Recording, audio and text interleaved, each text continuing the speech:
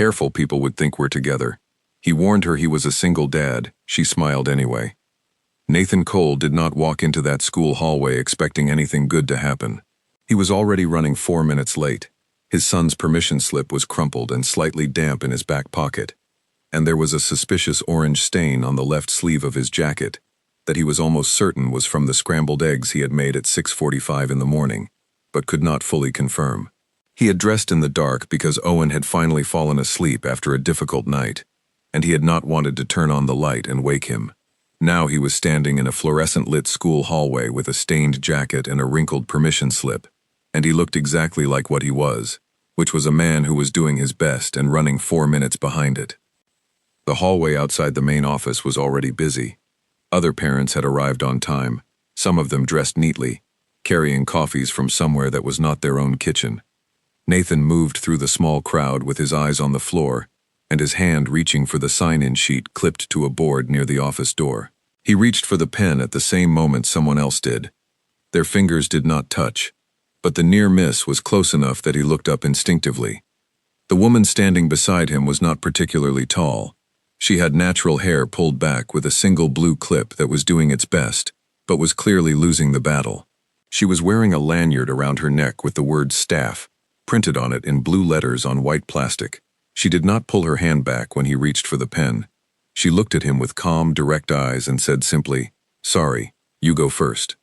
He signed his name. She signed hers in the space directly below. He read it without planning to, the way the eyes sometimes move ahead of the mind. Clara Whitfield. Her handwriting was quick and a little slanted, the kind of handwriting that belongs to a person who writes a great deal and has stopped caring whether it looks careful. He did not think about her again for the rest of that meeting.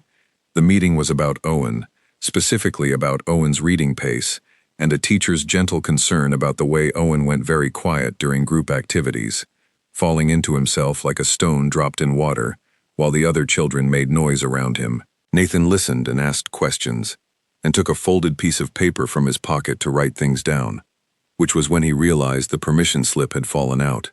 He did not notice it then. He was thinking about Owen, about whether the quietness was something that needed fixing, or something that simply needed understanding. He thought it was the second thing, but he was his father, so he was aware his opinion might not be objective. He was in the parking lot 20 minutes later, getting Owen settled into his car seat with the careful, focused attention that the task always required, because Owen had strong opinions about the angle of the buckle, when he heard someone call behind him. "Excuse me." He turned. Clara Whitfield was standing at the edge of the parking lot. She was holding the permission slip. The clip in her hair had given up entirely on one side and was hanging at a sideways angle. She held out the paper. "I think this dropped out of your pocket when you sat down," she said. He took it. He looked at it. He looked back at her. "Thank you," he said. "No problem at all," she said, already turning back toward the building. He did not know why he said the next thing. He had not planned it. "Do you work with the second-grade classes?" he asked. She stopped and turned back around, and the look on her face was patient and ordinary, the look of someone who did not mind being asked a simple question. "I work alongside all the second-grade classes," she said. "I'm a teaching aide." "So you know Owen," he said. "My son." "I know all of them," she said. "Owen is a good kid. He thinks very carefully before he speaks. A lot of people see that as shyness, but it is not the same thing at all." Nathan stood very still for a second, because that was exactly it. That was precisely the thing he had been trying to articulate to Owen's teacher for 2 months, the specific difference between shy and careful, and she had said it in a single sentence, clearly and without fuss, as though it were simply obvious. "Yes," he said. "That is exactly what it is." She nodded. She looked comfortable, unhurried, like a person who had nowhere pressing to be even if she did. Then she turned back toward the building. "I'm Nathan," he said. She paused at the door. "I know," she said. "I read the sign-in sheet." And she went inside. He stood in the parking lot for a moment longer than was probably normal. Then he got into the car. Owen was watching him from the back seat with the observant, unblinking attention of a 5-year-old who has noticed that something slightly unusual just happened. "Who was that?" Owen asked. "Someone from your school," Nathan said. That's Miss Clara, Owen said, with the complete authority of a child sharing important information. She fixes the art supplies when they break. She has a whole drawer of things that fix other things. Nathan started the engine. He did not say anything else, but something had come loose somewhere in the back of his mind, small and quiet, like a knot that had been tied for a long time, and had just, for no obvious reason, given a little. He ignored it. He was practiced at ignoring things. He had the milk to buy, and the landlord to call about the heater, and dinner to figure out, and the laundry that had been sitting in the machine for a day and a half. He had Owen's bath, and Owen's stories, and Owen's glass of water that was required every single night, without exception, and which Nathan had simply accepted as a permanent condition of bedtime. He had a full life, tightly scheduled, with no empty spaces in it. That was the honest truth of single parenthood that no one put in any book. There were no empty spaces. Every hour was already accounted for. He got the milk. He called the landlord. He made dinner.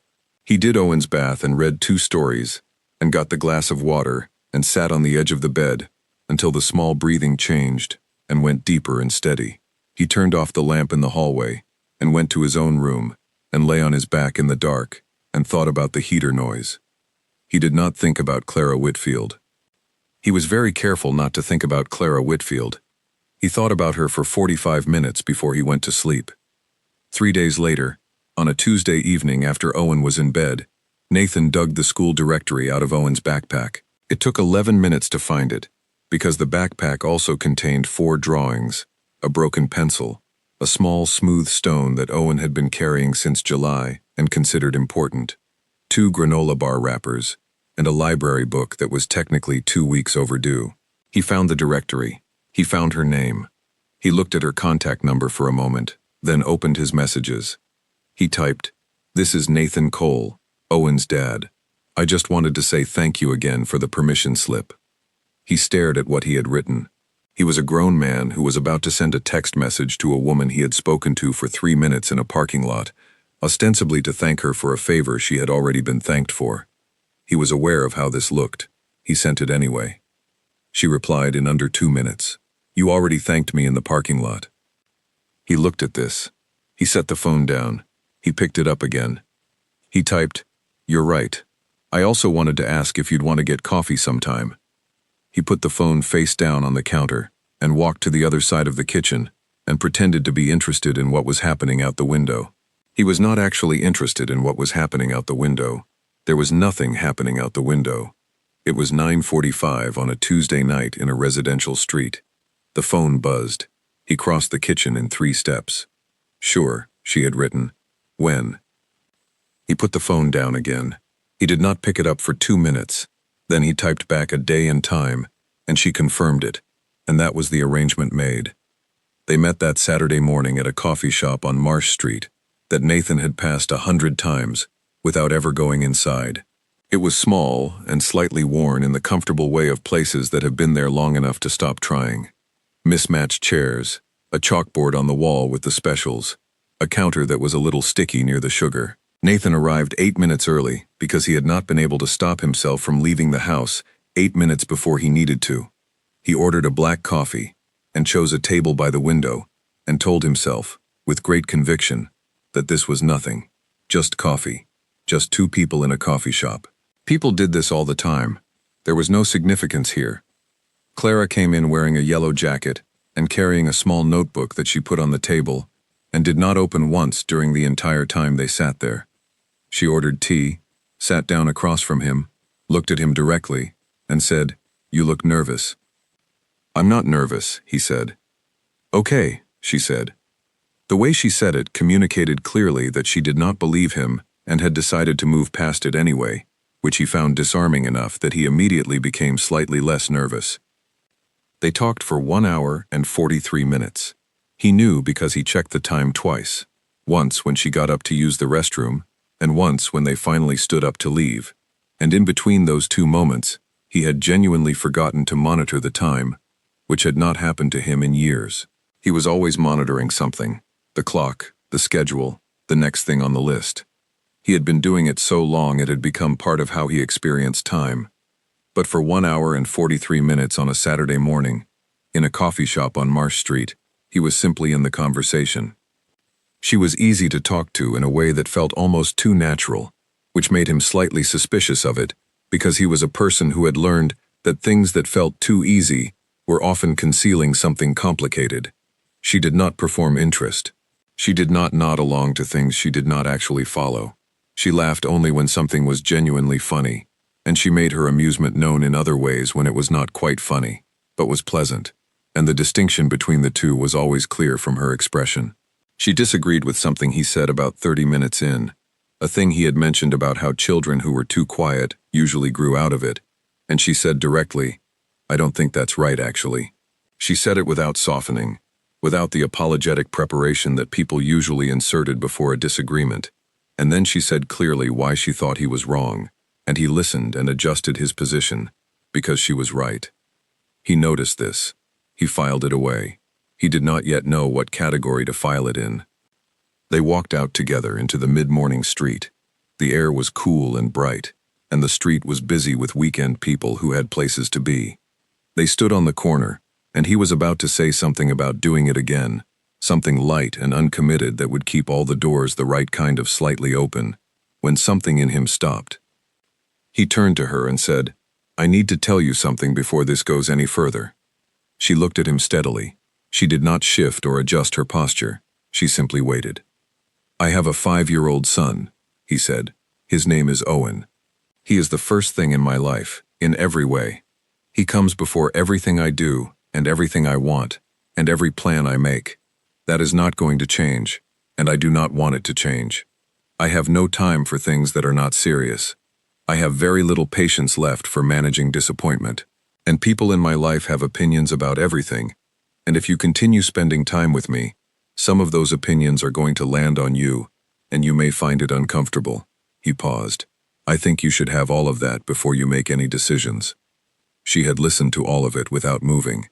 Without looking away, she held his eyes the entire time he spoke, with the same steady attention she gave everything, as though there were nothing he could say that would cause her to flinch. Then she said, "That is a lot of warnings." "Yes," he said. "Do you want me to leave?"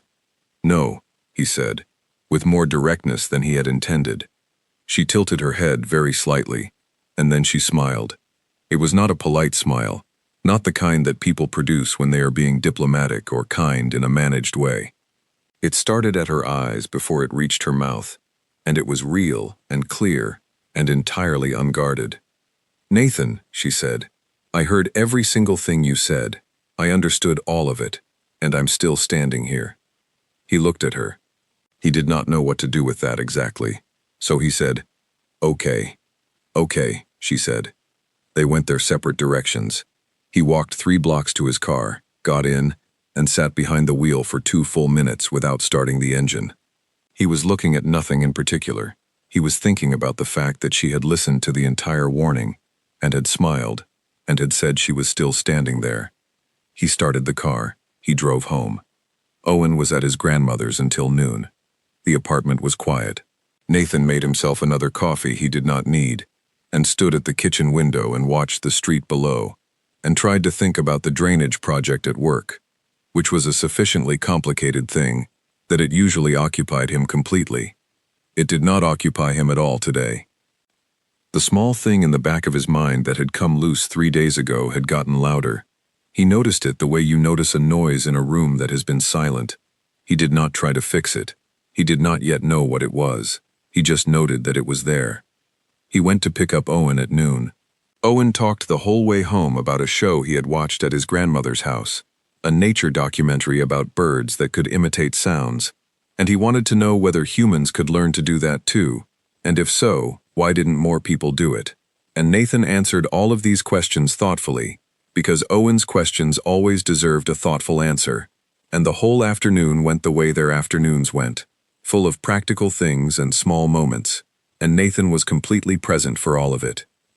But that evening, after Owen was asleep and the apartment was quiet, and Nathan was sitting on the couch with the lamp on, he thought about Clara Whitfield in the yellow jacket on the corner, and he thought about the smile, and he thought about the way she had heard everything he said, and had not been moved by it in the direction he had expected. He had been warned himself, in a sense. He had given her the warning, and she had walked through it anyway, and now he was sitting here, understanding that the warning had turned back on him, that the very thing he had said to give her a way out had revealed something to him about himself instead. He had not wanted her to leave. He had said no when she asked, and he had meant it, more directly than he had meant most things he had said in recent memory. He sat with that for a while. Then he turned off the lamp and went to bed. He slept better than he had in a long time, which he did not examine too closely, but which he noticed. The first time someone else mentioned it, Nathan was standing at the school gate on a Tuesday afternoon, which was where he spent a portion of most Tuesdays when his schedule allowed, which was less often than he would have liked, and more often than his project manager thought was reasonable. The gate opened at 3:30, and the children came out in their particular wave, some running, some holding things they had made, some already talking before they had finished walking through the door. A man named Greg stood beside him. Greg had a son in Owen's class named Felix, who Owen had mentioned mostly in the context of a lunchbox shaped like a shark that Greg had apparently described to Owen in significant detail. Greg was a friendly, wide-faced man who meant well and talked more than necessary. Nathan had exchanged pleasantries with him at every gate collection for 2 months.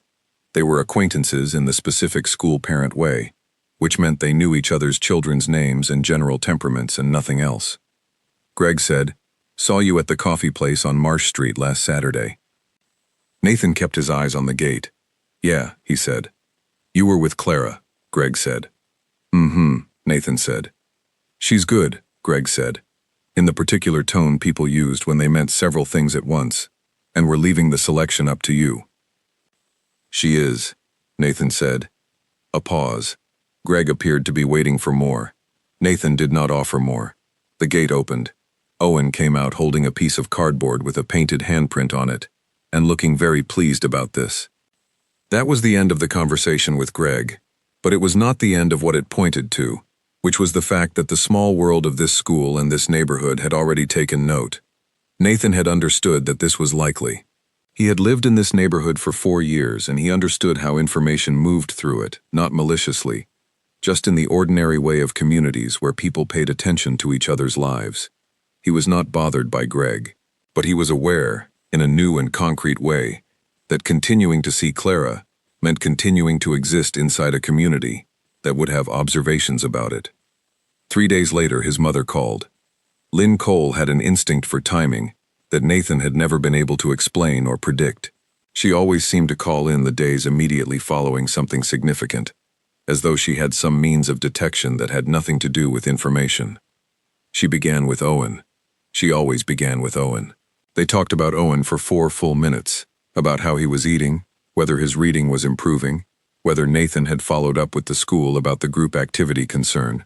Then she said, "I hear you've been spending time with someone."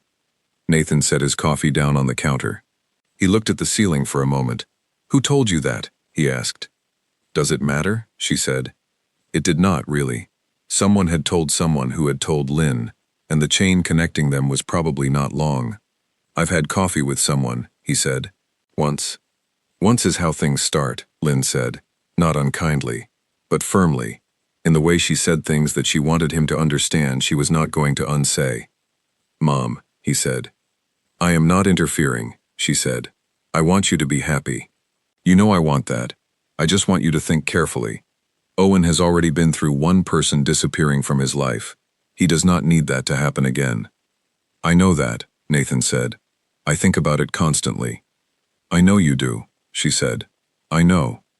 I just wanted to say it, because it is true, and I would rather say true things than pretend I am not thinking them." "I know," he said. They finished the call. Nathan stood at the kitchen counter for a minute after, not thinking about anything specific. His mother was right. She was not wrong about any of the things she had said. They were the same things he thought himself, had thought since the first moment he understood that whatever was happening with Clara was something real, rather than something entirely manageable. Owen had been 2 years old when his mother left. He would not have explicit memories of it, not in the way an older child would, but Nathan believed, based on everything he had read and everything he had observed in his son, that the body remembered things the mind could not hold on to yet. Owen's particular watchfulness, his careful checking that the people he loved were still present, his tendency to come back to Nathan 3 or 4 times during any situation where they were in a busy space, and find him, and then go back to what he was doing.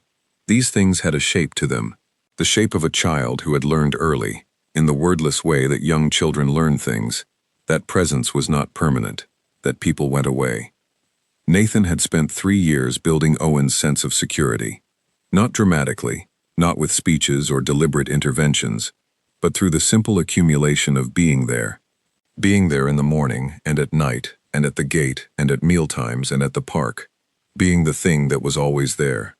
It had been the most important work of his life, and he did not take it lightly, and he did not intend to do anything that would undo it. This was what he thought about when people questioned what he was doing. Not their opinions about Clara specifically, not whether she was suitable or reliable in any general sense. He thought about Owen. He thought about whether the specific shape of this particular situation was safe.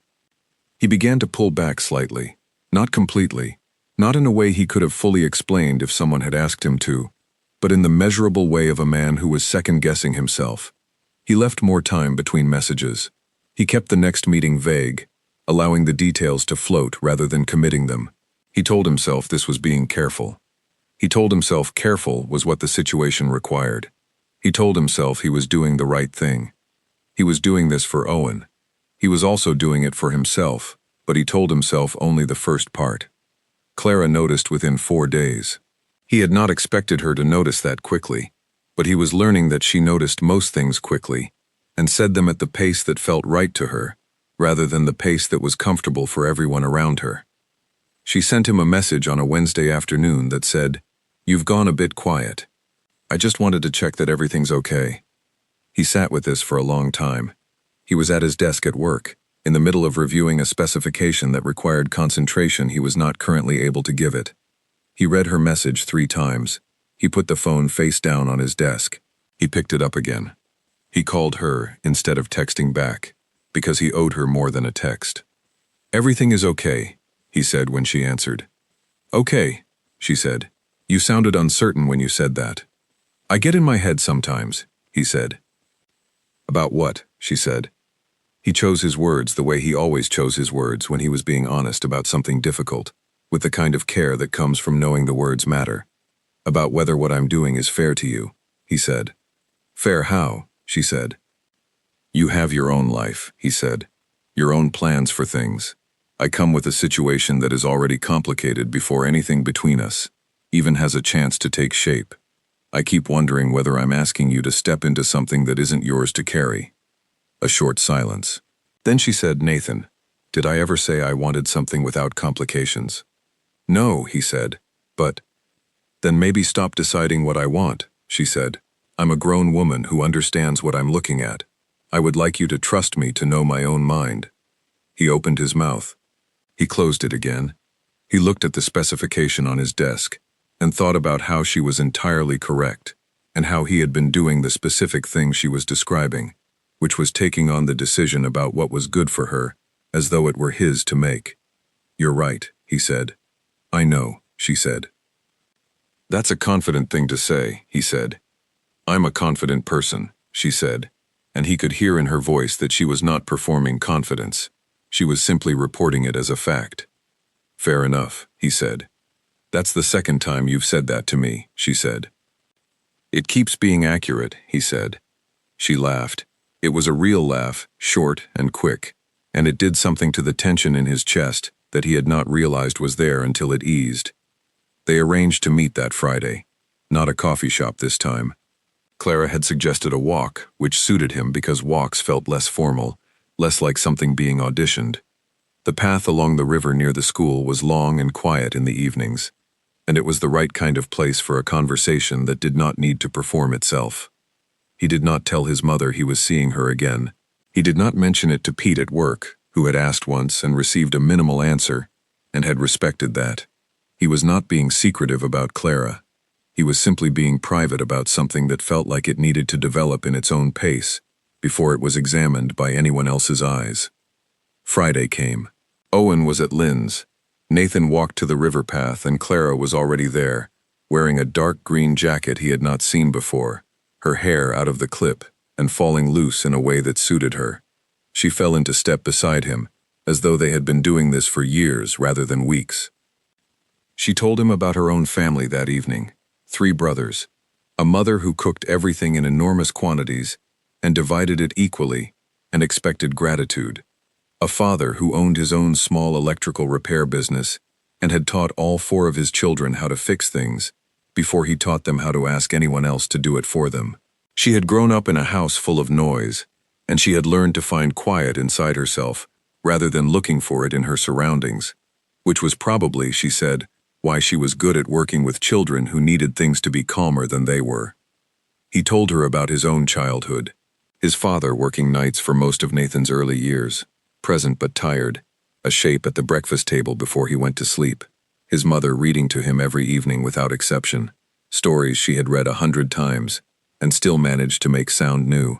The way he had decided at 8 years old that he wanted to build things that would last, that would be there after he was gone, and how he had followed that decision in an unbroken line to the engineering degree, and then to the firm, and then to a career in infrastructure, bridges and roads and drainage systems, things that existed in the world at a scale you could feel under your feet. She listened. She was the best listener he had encountered in years, possibly ever, and he had thought about why that was, and had concluded it was because she listened without agenda. She was not listening in order to respond.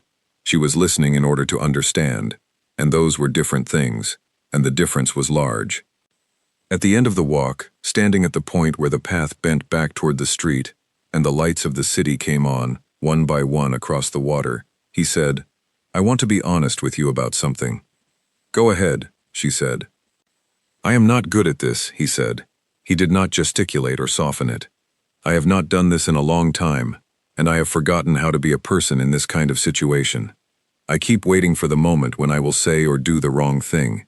I keep bracing for it." She looked at him. "You haven't done anything wrong," she said. "Not yet," he said. She turned toward him slightly. "Nathan," she said, in a quiet and direct voice, "what I see when I look at you is a man who is careful with the people he loves. That is not a flaw. That is just how you are built, and I would rather have careful than careless, in any version of this." He looked at the water. He did not say anything for a moment. Then he said, "Thank you for saying that." "It's what I see," she said simply. They walked back to the street. He drove home. Owen was still at Lynn's until morning, and the apartment was quiet, in the specific way that apartments were quiet when you were expecting them to be. Nathan made tea he did not particularly want, and sat at the kitchen table and thought about what she had said. Careful was how he was built. She had seen that, and named it without treating it as a problem to be solved. That was not a small thing. That was the specific thing he had not known he needed someone to say. He sat at the kitchen table for a long time that evening. The heater was still making its noise, the same soft knocking sound it had made for 3 weeks, that the landlord had promised to look at, and had not yet looked at. Outside, the street went quiet by degrees as the evening got later. Inside, Nathan sat with his tea and his thoughts, and the growing sense of something that he was not quite ready to name. He was terrified. That was the most honest thing he could say about his internal state. He was specifically and clearly terrified, not of Clara herself, not of any particular thing she had done, but of the arithmetic of caring. Every new thing you allowed yourself to care about was a new entry on the list of things that could be taken from you. He had learned this in the most direct way a person could learn it, in a moment 3 years ago that he still could not think about without something tightening in his throat, and he had become very good, in the years since, at managing what he allowed onto that list. But the list had already changed. He could feel it. It had been changing since a parking lot, and a permission slip, and a smile on a street corner that had not moved, even when he gave it every reason to. He picked up his phone. He opened Clara's name in his messages. He typed, "I had a good evening." He set the phone down. He looked at it. He waited. 7 minutes later it buzzed. "So did I," she had written. He put the phone face down on the table. He finished his tea. He went to bed. He lay on his back in the dark and listened to the heater, and thought about nothing in particular. which was unusual, and felt something in his chest that was quieter than fear, and quieter than hope, and somewhere between the two, in the specific place where something real and terrifying, and good, was slowly, without asking permission, beginning to take root. Owen Cole had specific rules about Saturday mornings. He was 5, and he had 3 rules. The first was that there would be cereal with cold milk, not warm milk, never warm milk, and if the milk was even slightly warm, the entire cereal was compromised and should be considered a loss. The second rule was that the television could be on, but only for one program, because more than one program felt greedy, and Owen had somehow developed a strong internal code about greed at the age of 5, which Nathan attributed to Lynn and had never looked into too closely. The third rule was that the cereal pieces should be sorted by size before eating, smallest first, the milk consumed in exactly 3 sips at the end. Nathan had observed these rules for 8 months, without ever fully understanding them. He had stopped trying to understand them, and had moved directly to accepting them, which he had found was the correct approach to many things Owen believed in. He watched his son across the kitchen table on this particular Saturday morning, and felt the specific overwhelming feeling he sometimes got while watching Owen in an ordinary moment. Something that was not exactly pride, and not exactly love, but was made of both of them, and several things besides, including the particular weight of knowing you are responsible for a person who is irreplaceable. "Are we going anywhere today?" Owen asked, without looking up from his cereal sorting. "Possibly the park," Nathan said. Owen looked up. "Which park?" "The one on Caldwell Road." Owen considered this. "Good swings," he said. "Best swings," Nathan agreed. "Can I bring my ball?" "If you put your shoes on before I have to ask 3 separate times." Owen looked at him with great seriousness. "I only need to be asked twice," he said. "That is not what my memory says," Nathan said. Owen went back to his cereal arrangement. Nathan refilled his coffee and stood at the counter and looked out the window at the morning, which was pale and cool and bright in the way of good autumn days, the kind that had something in them. His phone was on the counter. He had read the message from Clara while he was still in the shower. She had texted at 7:53 in the morning, which told him she was an early riser, and she had asked whether he had any advice about a butternut squash, because she had bought one at the farmer's market on impulse and was now staring at it without a plan. He had texted back, "Roast it, olive oil and salt, 400 degrees, 40 minutes. It will be better than you expect." She had replied, "You cook?" He had answered, "You have to learn when there's a 5-year-old involved." Then she had said, "I'm going to be near the park on Caldwell Road this afternoon, if you happen to be around." He had not responded to this yet. The message was sitting on his phone on the counter, and he had been looking at it on and off since before the cereal ritual began, which was now in its final phases. He was not uncertain about whether he wanted to see her. He was uncertain about something more specific than that. He had seen Clara 4 times now, in various arrangements, and in all of those arrangements Owen had not been present. Owen knew Miss Clara from school, knew her in the way children know the adults in their school world, as a fixed and reliable part of a familiar landscape. But that was different from Clara being present in a personal context, in a park on a Saturday morning, as someone his father had chosen to spend time with. That was a different situation. It required a different kind of thinking. Nathan was not a person who believed in making children the architects of their parents' decisions. Owen did not get a vote on who Nathan spent time with, but Owen did get to exist in a world that Nathan was responsible for shaping, and that meant Nathan thought carefully about what he brought into it, who he brought into it, and in what order. He had thought about this the previous evening. He had weighed it in the specific, serious way he weighed things that mattered, and he had arrived at something that was less a decision and more a quiet conclusion, which was that Clara had already demonstrated the thing that mattered most. She had heard the warnings, and had not performed a reaction to them. She had shown up in exactly the form she was, and had not adjusted it or softened it, or put on something that would look better in context. She had known about Owen from the beginning, and had not treated that knowledge as a problem to be navigated. He picked up his phone and texted back, "We were planning to go to the park anyway. It's a free country." She replied almost immediately. 3 words, "See you there." He put the phone in his pocket. "Owen, he said. Owen said, on the final piece of cereal. Shoes. Today we're doing it in one ask. Owen looked up. He studied his father with the look of a person who senses something is different but cannot identify what. Then he got down from his chair, went to the hallway, and began putting on his shoes. Nathan watched him. He picked up Owen's ball from the windowsill. He held the door open, and they went down the stairs together into the pale October morning. The park on Caldwell Road was the kind of park that had existed in the neighborhood long enough to feel permanent, the kind with old trees and worn paths and benches that had been painted over several times. There was a section of swings at the southern end that Owen approved of because they were the long chain variety that gave more air. There was a pond that had ducks in it in summer and fewer ducks in autumn, and Owen considered this a personal injustice but had made his peace with it. There was a long open stretch of grass that went all the way to the far fence, which was where Owen went when he wanted to run for no specific reason. Clara was standing near the pond when Nathan and Owen arrived.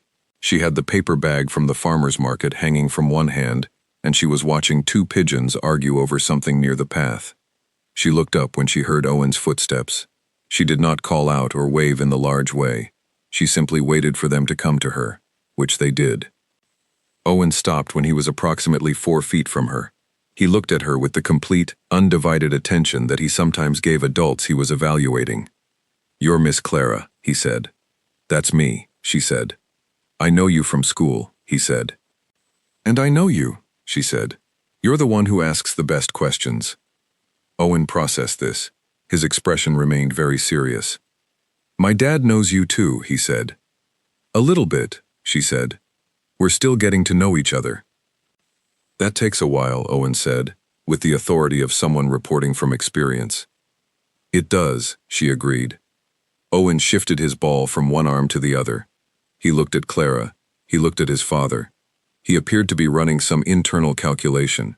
Then a dog appeared at the far end of the path, being walked by a woman in a red coat, and Owen's entire attention transferred immediately and completely to the dog, and he ran off toward it without another word, as though the previous conversation had been satisfactorily concluded. Nathan stood beside Clara in the October morning. They were close enough to talk comfortably, and far enough to feel like two people rather than one statement. "He's very direct," Nathan said. "I think it's wonderful," she said, without any qualification. They walked. Owen moved in his usual orbit, running ahead, and then looping back, pursuing interesting things, and then returning to check that his father was still there, and then running ahead again. Nathan walked beside Clara, and they talked about the things they talked about, his work and her work, and Owen's questions about the ocean and the squash she was planning to roast. And the conversation had the quality it always had with her, which was that it moved at a pace that felt natural and covered whatever ground it was going to cover, without being managed. At a certain point, Nathan noticed that Owen, on one of his return loops, had drawn close enough to grab Nathan's hand and was tugging him toward the swings section. He went, and then Owen reached out his other hand and took Clara's, without turning around, without making a production of it, simply including her in the direction of travel, because she was there. Nathan looked at Clara over the top of Owen's head. She was looking down at Owen, with an expression that was clear and quiet, and entirely real. Not the careful expression of a person trying to make a favorable impression, not warmth that was being performed for an audience. Just genuine delight, the uncomplicated kind, at the company of a specific small person. They pushed Owen on the swings. Owen explained the rules of his invisible checkpoint game, which were complex and only partially consistent with each other, and Clara listened to all of them and asked the clarifying questions that Owen considered necessary before he would allow a new player to participate, and she asked them correctly, which meant Owen accepted her as a player, and they spent 20 minutes running the game across the grass, while Nathan watched from a bench. He watched them and felt something very clear and very quiet inside him. He had been afraid, specifically and rationally afraid, of this moment, of what it would feel like to see Owen in the presence of someone Nathan cared about. He had been afraid of what it would reveal about both of them, about Owen and about Clara, and afraid of what it would reveal about his own feelings once there was no longer the option of keeping those feelings in a separate room. What it revealed was simple and did not require analysis. Owen had reached for her hand without being asked. He had included her in his game, and had taught her the rules, and had accepted her answers as correct. He had not been afraid, or guarded, or watchful in the way he was with unfamiliar adults. He had simply accepted her presence, the way he accepted the presence of things that felt natural and safe. Nathan believed that children knew certain things before adults did. He believed this based on 3 years of watching Owen process the world with a precision and honesty that most adults had unlearned in the service of being acceptable to other people. And what Owen was telling him right now, without saying a single word about it, was that this was okay. That this was, in fact, more than okay. They stayed at the park for nearly 3 hours. Owen ate most of a small granola bar from Clara's market bag and gave it a measured review. He found a particularly interesting pebble near the pond and presented it to Clara with some ceremony, which meant he considered her worthy of interesting pebbles, which Nathan recognized as significant because Owen was selective about who got his pebbles. She accepted it with the exact right level of seriousness and put it in her jacket pocket.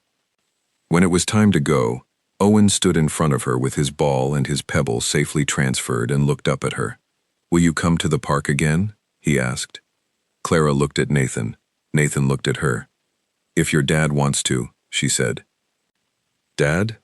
Owen said, turning to him immediately with the focused expectation of a person who has identified the correct decision-maker for this question. "Maybe," Nathan said, and felt the word come out softer than he had intended. "Maybe yes?" Owen said. "Maybe yes," Nathan said. Owen nodded, satisfied with this outcome. He took his father's hand and walked toward the car with the specific determination of a child who has concluded his business for the day. At the car, Nathan buckled Owen in and closed the door and turned around. Clara was standing nearby with the paper bag in the easy, unhurried way she had of occupying space, as though she had decided some time ago to stop being in a rush and had not gone back on it. "Thank you for today," Nathan said. "He's really something," she said. "He is." Nathan looked back at the car, where Owen was conducting some business involving the smooth stone from his backpack and the window glass. "Most of the time, I think he's better at this than I am." "At what?" she said. "At letting things be good when they are good," he said. She looked at him. "You're getting there," she said. He wanted to argue with this, on principle, but found he could not make a convincing case for it. She was probably right. She had a tendency to be right about the things that mattered. She said goodbye, she went her way, and he went his. He drove home with Owen narrating from the back seat, covering the granola bar, the dog from the red-coated woman, Miss Clara's jacket, which he described as a good yellow, the pebble he had given her, which he considered a generous gift and hoped she would appreciate, and the philosophical question of whether ducks in the park knew they were in a park or thought they were just somewhere with a pond. Nathan answered every question. He was fully there for all of it. The afternoon was golden and good and ordinary and specific, and he let it be all of those things without trying to hold it or examine it or manage it in any way. He simply let it be good, because Owen was right. Some things, when they were good, deserved to just be good. The morning it happened was a Wednesday, and it began before 6, which was the specific time when Nathan's body registered that something was wrong, before his mind had caught up. He was a light sleeper. He had always been one, but fatherhood had sharpened it into something he no longer thought of as insomnia, and had come to accept as a permanent feature of his biology, a kind of low-level alertness that was always partly on, always running a background scan. He heard Owen's breathing change at 5:47. He did not know it was 5:47 until he checked the clock, which he did after lying still for 30 seconds, confirming to himself that yes, the breathing was wrong, that it had the particular quality that meant the body was working harder than it should be at rest. He was in Owen's room in under a minute. Owen was flushed and hot to the touch. Nathan checked his temperature with the ear thermometer he kept in the bathroom cabinet, 103.4 degrees. His eyes were open but slow, the way they went when he was feverish and the world felt thicker than usual. "Hi, buddy," Nathan said, sitting on the edge of the bed. "I don't feel good," Owen said, which was the only version of understatement a 5-year-old produced. "I know," Nathan said. "I'm going to get you something to help." He got the correct medicine for Owen's age and weight from the locked cabinet in the bathroom. He brought it with a small cup of water and helped Owen take it. He got a clean, damp cloth from the sink and folded it and put it on Owen's forehead, which Owen accepted without complaint, which told Nathan he felt genuinely bad because Owen had opinions about damp cloths under normal circumstances. He got Owen's favorite blanket from the chair in the corner and tucked it around him and sat with him until Owen's eyes drifted closed again. Then he went to the kitchen. It was now 6:15 in the morning, on a Wednesday. Nathan stood at the kitchen counter and ran through the list.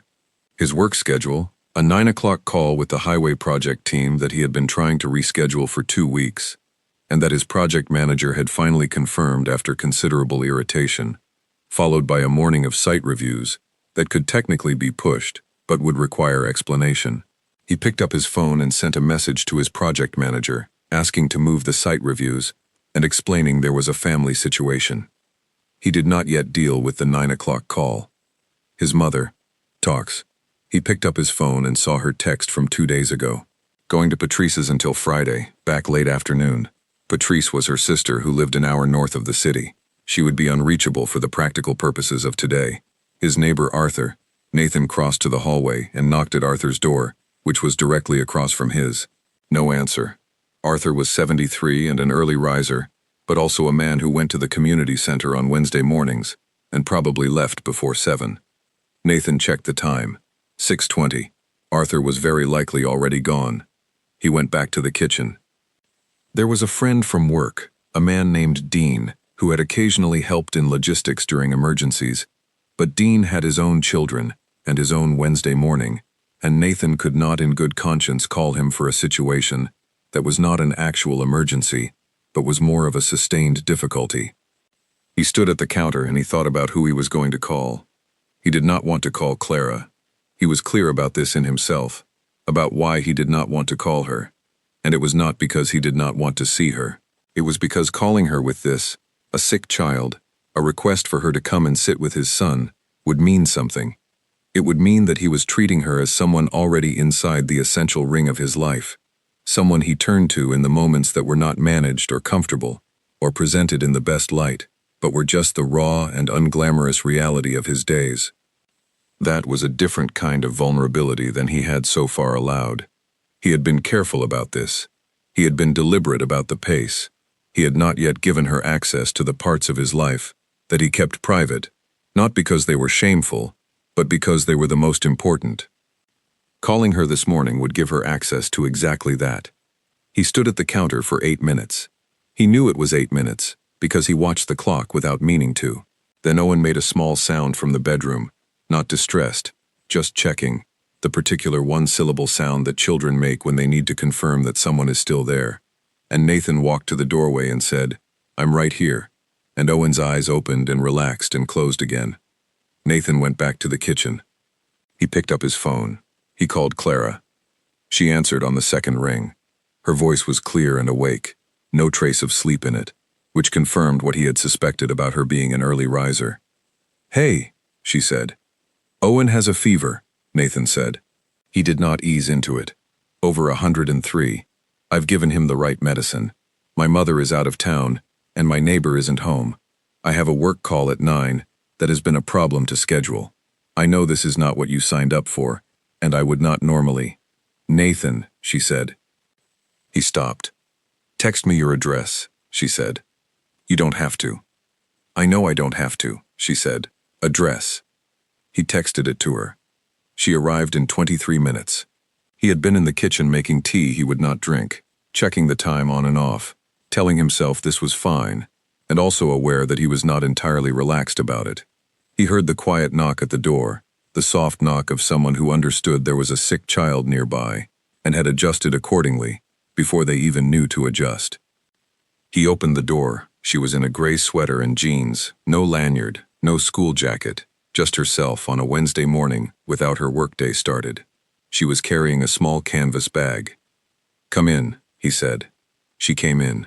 She went immediately to the kitchen and set the bag on the counter, and began taking things out of it with the matter-of-fact efficiency of someone who had thought about what would be useful and had acted on that thought rather than wondering whether she should. Children's electrolyte drink, 2 cartons, plain crackers, a paperback with a bright cover. I didn't know what he already had, she said, so I brought the basics. Nathan looked at the items on his counter. He felt something give way somewhere in his chest. Not dramatically, not in the way of a collapse, but in the way of something that had been held tight for a very long time and had decided it did not need to be held anymore. He covered it. He had gotten very efficient at covering things. I'll make tea, and then I need to deal with this call, he said. Go, she said. I'll check on him. He went to Owen's room first. Owen was awake, looking at the ceiling with the slow, hot eyes of a child who is conserving energy. Owen, Nathan said, Miss Clara is here. Owen turned his head. From the park, he said. Yes. Owen thought about this for a moment. He appeared to find it satisfactory. Okay, he said. Clara appeared in the doorway. She did not rush in. She stood in the frame and looked at Owen and said, You look like you could use a story. Owen looked at her. What kind? He said. What kind do you want? He considered. Something about an animal that is also brave, he said, which was a slight revision from his previous story requirements, adjusted for his current mood. I know exactly the right one, she said. Nathan handled the 9 o'clock call from the kitchen with the door mostly closed. It ran for 50 minutes and required his full attention, which he was able to give it, which was the specific relief of knowing that Owen was being looked after, rather than merely present. Through the not fully closed door, he heard Clara's voice, level and quiet, reading steadily. He heard Owen's questions breaking through at intervals, the way they always did during stories, because Owen did not consider stories to be one-directional. He heard Clara answering them without pause or impatience, giving each question the same full attention she gave everything, and he heard Owen's voice gradually slow and soften as the medicine in the morning worked on him. By the time the call ended, the apartment was quiet, in the good way. Nathan stood in the kitchen and listened to it for a moment. Then he went to Owen's doorway. Clara was still sitting on the edge of the bed with the paperback on her lap. Owen was asleep. His face was less red than it had been, and his breathing was slow and even. Clara looked up when Nathan appeared. She put one finger against her lips. He nodded and stepped back. They moved to the kitchen.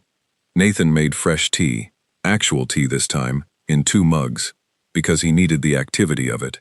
They sat at the kitchen table across from each other with their mugs, and the morning light coming in through the window, and he looked at her and thought about all the small decisions that had led to this specific moment. He fell asleep about 20 minutes in, she said, quietly. His face felt cooler when he went under. You should check again in an hour. I will, he said. He wrapped both hands around his mug. Thank you. Don't, she said. I want to say it.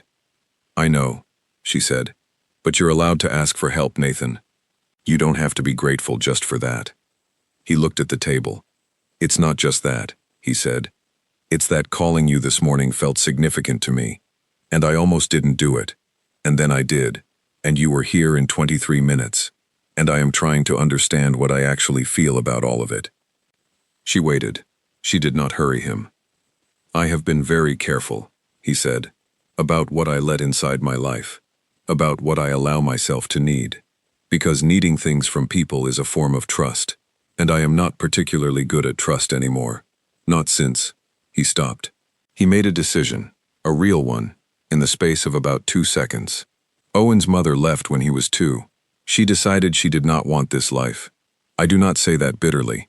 I believe she was honest about it, and I believe she thought it was better to leave than to stay in something she did not want. But she left. And Owen was 2 years old, and I have spent 3 years trying to make sure that Owen understands, at the deepest possible level, that the people who are supposed to be there will be there. He looked at her. She was very still. That is what I am protecting, he said. Not myself, or not only myself. The specific thing that Owen needs to know about the world, which is that people who say they are staying mean it. Clara looked at him for a long moment. Her eyes were clear and direct, and held his without difficulty. I understand that, she said. I want you to hear me say it clearly. I understand what you are telling me, and I understand the weight of it. I know you do, he said. And I want to tell you something in return, she said. I am not going to make you promises right now. It is too early for promises, and promises made before they are earned are just words, and words are easy, and I am not interested in easy. What I am telling you is what is true, right now. Right now, I am here. I am here on my Wednesday morning, in your kitchen, with a cup of tea, because I wanted to be here. Owen is asleep and feeling better, because I wanted to help him. That is not a performance. That is not something I am doing to demonstrate anything. It is simply what I chose to do this morning. He said nothing for a moment. You called me, she said. I did, he said. And I came. Yes, he said. That is all it needs to be right now, she said. The rest can be what it becomes. He looked at her. He thought about how long it had been since someone had said the right thing to him at the right time, without it being calculated, without it being designed, just said it because it was true. Thank you for that, he said. You don't have to, she started. Not for being here, he said, for saying the right thing. That is harder than being in the right place. She looked at him. The smallest smile came to her face. Not the wide one, the quiet one, the one that was real. They finished their tea. Nathan checked Owen's temperature an hour later. 101 degrees, going the right direction. Owen stirred and asked for the electrolyte drink in a voice that was thin, but more present than it had been, and described it as, kind of like medicine, but not as bad, and fell asleep again almost immediately. Clara left at 2 in the afternoon. At the door, she put on her jacket and picked up her canvas bag. Nathan stood in the doorway. I'll let you know when he's fully better, he said. I'd like that, she said. She went down the hallway. He stood in the open door and watched until the building door closed. Then he went back to Owen's room and sat in the chair that he had pulled close to the bed. And he watched his son sleep, and he thought about what had happened. He had called someone for help. He had let someone into the most essential, unglamorous, unmanaged part of his life, and she had come without conditions, and she had helped, and now she was gone, and the apartment was quiet, and Owen was sleeping and getting better, and nothing was worse than it had been that morning. Everything was, in fact, significantly better than it had been. He had been afraid of needing someone. He had built an entire architecture of self-sufficiency around that fear, and the architecture had been good and strong and useful. But there was something it could not do, which was let someone in. And today he had let someone in, and the walls had not fallen. That was not nothing. That was actually quite large. He sat beside Owen and let the afternoon go by, and at some point in the quiet he understood something that had been becoming true for weeks without him acknowledging it directly. He was not simply interested in Clara. He was not simply enjoying her company. He cared about her in the specific way that meant the caring was going to matter, that it was going to affect how he moved through his days and what he thought about, and what he hoped for. He was not ready to say all of that out loud, but he was done pretending it was not there. Owen's fever broke on Thursday morning. By Thursday afternoon he was eating solid food again, and complaining about a show on the television that he thought was less interesting than advertised, which was the most reliable indicator that he was fully recovered, the restoration of his capacity to have opinions about entertainment. By Friday he was putting his own shoes on before Nathan asked twice, which remained an achievement even under normal circumstances. Nathan took him back to school on Monday. He stood at the gate and watched Owen go in and come back once, to confirm that Nathan was still there, and then go in again without coming back, which was the usual pattern, and which Nathan had spent 3 years being patient about, and had come to understand, was not anxiety, but rather a form of love, the need to verify that the things that mattered were still where you left them. He drove to work. He sat at his desk. He looked at the drainage specification without reading it for a while. He had been thinking about Clara differently since the Wednesday of Owen's fever. Not more frequently than before. He had been thinking about her frequently for some time, but with a different quality. The thinking was cleaner now. It was not run through the filter of management and evaluation and careful assessment. It was just the plain fact of caring about a person and knowing it. He had spent a long time, 3 years specifically, being a man who loved the things that were already his and did not reach for anything beyond them. He had done this for Owen, and it had been right to do it for Owen, and he did not regret it. But he had also done it for himself, in the specific way that people who have been hurt do things for protection while telling themselves they are doing it for other reasons. He saw this clearly now. He had seen it since the conversation at the kitchen table on the Wednesday morning, when she had said she was not going to make promises, because promises made too early were just words. That was the exact right thing to say to a man whose trust had been built on words that had not held. She had known it was right, without him explaining why, or perhaps she had simply been honest, and honest happened to be exactly right. He thought about the things she had said and done across the weeks they had been finding their way toward each other. The parking lot, where she had told him one true thing about Owen, in a single sentence. The corner after the coffee shop, where she had heard his entire warning, and had smiled and stayed. The walk along the river, where she had said careful, was how he was built, and had not said it as though it were a problem. The Wednesday morning in his kitchen, with her canvas bag on the counter, and 2 cartons of electrolyte drink. He thought about Owen reaching for her hand at the park without turning around to check if it was okay. He made a decision on a Thursday evening. He called her. She picked up. "Hey," she said. "Hey," he said. "Are you free on Saturday evening?" "I could be," she said. "What were you thinking?" "Dinner," he said. "At my apartment. You and Owen and me." A pause. Not long. "Yes," she said. "I'll cook," he said. "Nothing complicated." "I don't need complicated," she said. "Good," he said. They talked for a while after that, about the week they'd each had, about Owen's recovery and the indignant television review, about a problem Clara was working on with the reading program at the school. It was the usual conversation they had, easy and real, and going wherever it went. When they hung up, he sat in the quiet apartment and felt something he had not felt in so long that he had to think for a moment about what to call it. He called it readiness. Not certainty, not guarantee, not the absence of fear, just readiness. The feeling of being willing to move toward something even knowing it could hurt. He had been ready before. He had been ready for things that had not worked out, and he knew the cost of that, and he was not pretending the cost was not real. But he also understood, sitting in his apartment on a Thursday evening, that not being ready was also a cost. He had been paying it for 3 years. He had paid it willingly, and he would pay it again if he had to, but he did not have to yet. And the person sitting across from him in every version of this future was someone who had earned the right to be treated as though she might stay. Saturday came. He made pasta, because Owen approved of pasta without conditions, and because he was comfortable in the kitchen when making pasta, and did not need to think about it much, which was useful on an evening when he had other things to think about. He let Owen help with the bread, which meant Owen pressed his fist into the dough repeatedly, and declared it done, 3 times, and had to be gently redirected on all 3 occasions. The apartment was clean in a specific way, the kind of clean that comes from paying attention, rather than just performing the activity. Clara knocked at 6:30, and Owen arrived at the door before Nathan had finished crossing the room to open it, which had not happened with any other visitor, ever, and Nathan noted this without comment. She came in. She wore a dark blue sweater, and she had the canvas bag over one shoulder and her hair down. She looked like herself, exactly herself, which was the thing about her that he had come to trust most completely. She was always exactly herself. Owen showed her the drawing on the refrigerator immediately.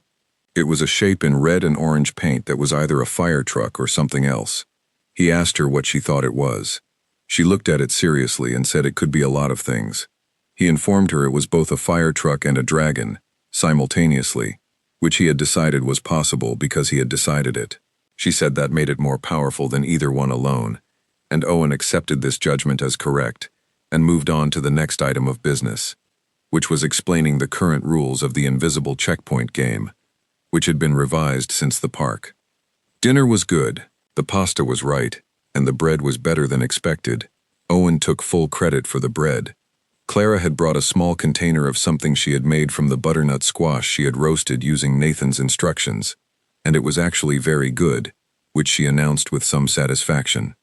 Owen ate everything on his plate without commentary, which was notable, and asked to be excused to get his ball. Nathan cleared plates. Clara helped. They moved around his kitchen in the easy way of people who are comfortable in a shared space. which was not something Nathan had expected to feel, and was not something he was going to examine too closely, because some things were better allowed than analyzed. Owen played the invisible checkpoint game with Clara after dinner, explaining each rule as they went, and Clara navigated the game correctly, asking the right questions at the right moments, taking it seriously in the way that Owen required, without being overly earnest about it. Nathan sat on the edge of the couch and watched, and let himself feel what he felt, which was a warmth that had no performance in it, the specific warmth of a moment that is exactly what it appears to be. Owen was asleep by 8:20. He had come to say goodnight to Clara, which was a thing he did not do with guests in general, and had shaken her hand formally, which made her smile with genuine delight.